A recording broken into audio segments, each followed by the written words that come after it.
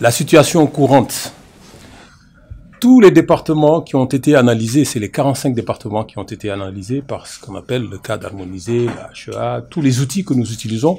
Encore une fois, ces outils qui sont partagés par les pays, les 17 pays du SILS et de la CEDEAO, etc.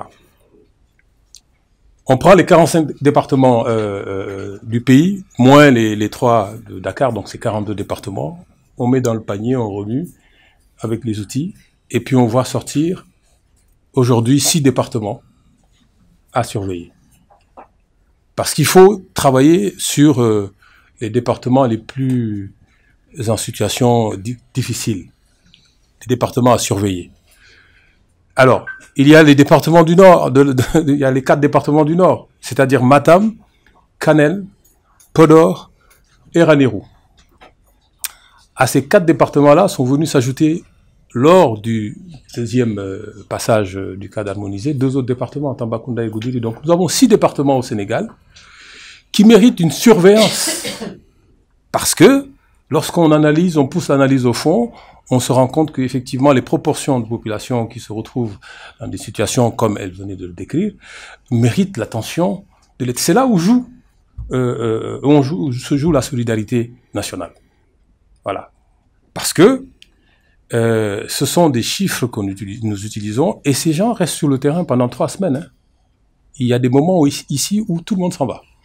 Tout le monde, même les informaticiens, des fois, ils sont sur le terrain, je suis obligé de les rappeler. Ils sont là-bas. On est même obligé souvent de faire appel à d'autres ressources humaines pour que ces personnes-là viennent nous aider dans les villages pendant 3 semaines à vraiment travailler avec les ménages. C'est comme ça qu'on arrive à sortir un peu la situation. Aujourd'hui, c'est à peu près, disons, la situation courante, vous l'avez vu la carte, des départements sous pression. 20. Si on ne fait rien, c'est 6 départements qui vont être en crise, phase 3. On ne va pas attendre que cela arrive. C'est pour ça que le plan d'urgence a été mis en place. Ce plan d'urgence qui est sur le bureau du Premier ministre, qui doit donc rassembler un peu les services de l'État, notamment les finances, pour que l'État soit au devant. Pas dire à la FAO, attention, venez nous aider, Ngriala. C'est d'abord une question de souveraineté. C'est au gouvernement de prendre le taureau par les cornes.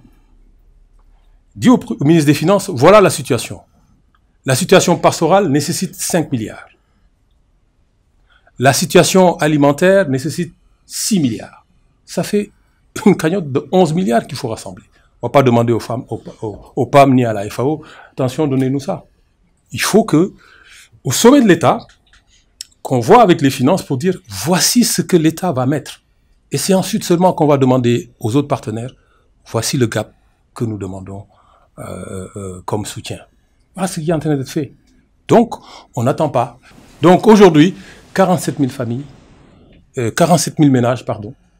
C'est quoi 700 personnes, 750 personnes 750 000 personnes qu'il faut surveiller, qu'il faut aider pour éviter que ces personnes-là tombent en situation beaucoup plus difficile.